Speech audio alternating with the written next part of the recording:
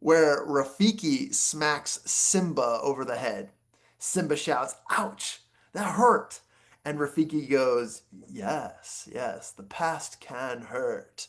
But the way I see it, you can either run from it," and then he takes another swing at him, and he misses, and he says, "or you can learn from it." I want you to imagine this. It's 5 o'clock a.m.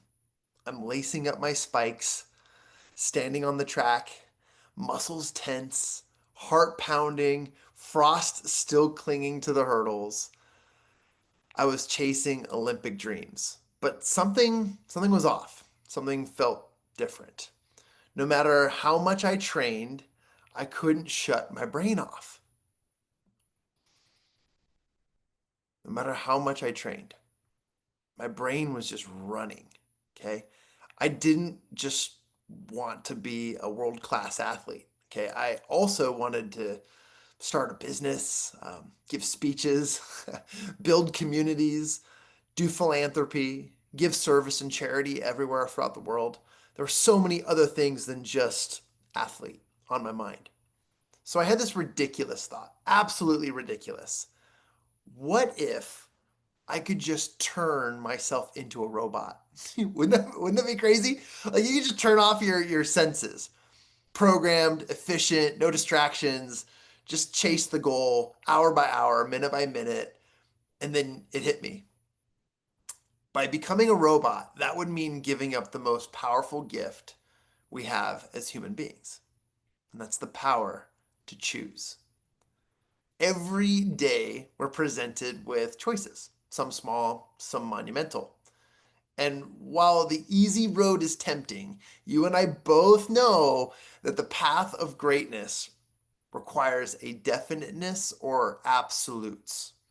See, Napoleon Hill wrote in his book, Outwitting the Devil, be definite in everything you do. I'm pointing at you as I say this. Be definite in everything you do and never leave unfinished thoughts in the mind. Form the habit of reaching definite decisions on all subjects. We must be definite in everything we do.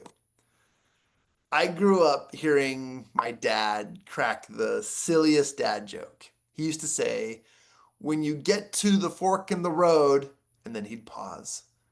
Then he'd say, "Take it." Not right, not left. He would say, "When you get to the fork in the road, take it." Like a eating fork. It's such a dad joke. But what he really meant was don't freeze, don't stand there waiting for the perfect option.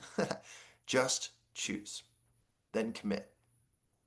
In his work, Think and Grow Rich, Napoleon Hill says, if there had been no decision to hold the Continental Congress, there could have been no Declaration of Independence. I love that quote and I love that line because could, think about it. Like, no decision, no freedom in America, no future.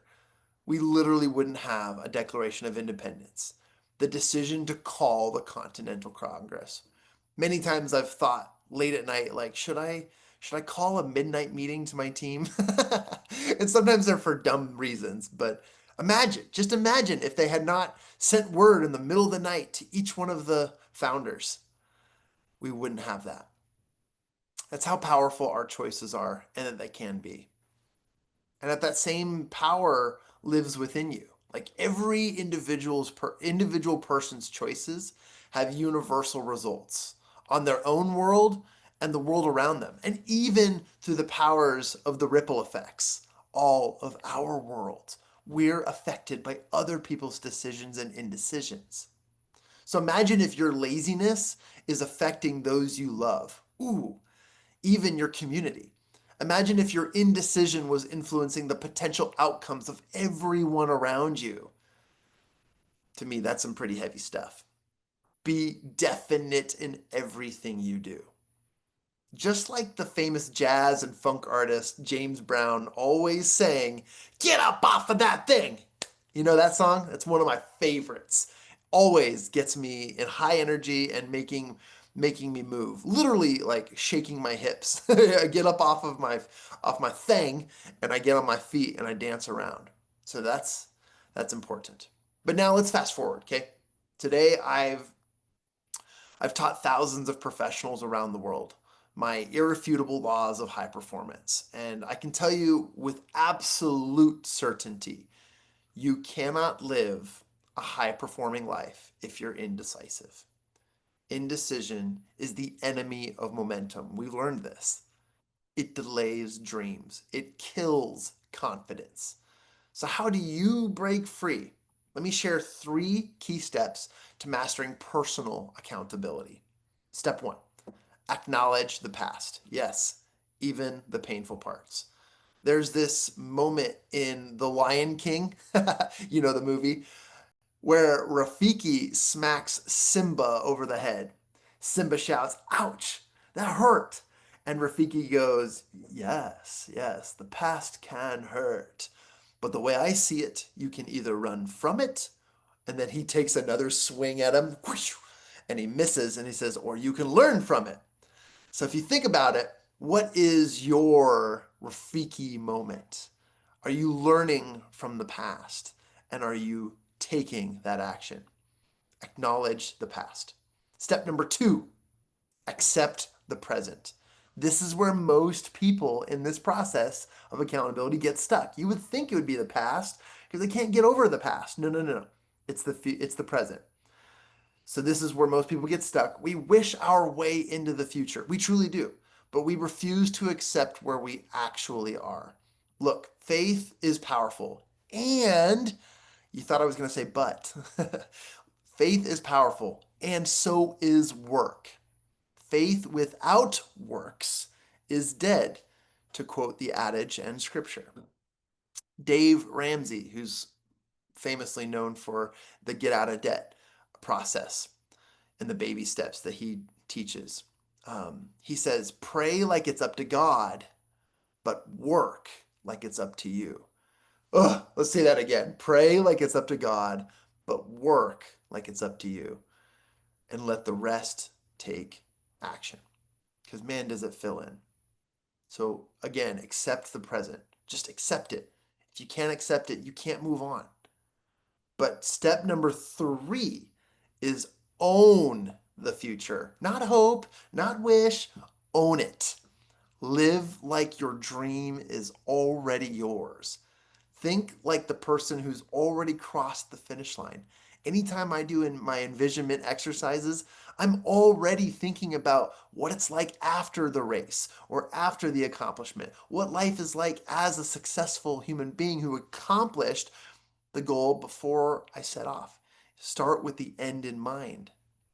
So, because when you show up with integrity, right? Physically, mentally, spiritually, you activate the laws of nature in your favor. That's what Napoleon Hill teaches. There's this quote that's etched into the Korean War Memorial that's in Washington D.C. I'll never forget it. It says 3 words: freedom isn't free. Wow. Freedom isn't free. There's always a cost to freedom. Sometimes in history, that cost was the sacrifice of others' lives. Freedom isn't free. And neither is success. It demands decisions. It requires commitment. It asks you to be definite. So let me leave you with this. Whether your freedom is financial, emotional, spiritual, or personal, whether your goal is to write a book, lead a movement, raise a family, or run your own race, pay your bills, make more money, you already have what it takes. You don't need to be a robot like I thought. Everything you need is already inside you. You just need to decide. Use the power of decision to achieve anything. And once you do, don't look back.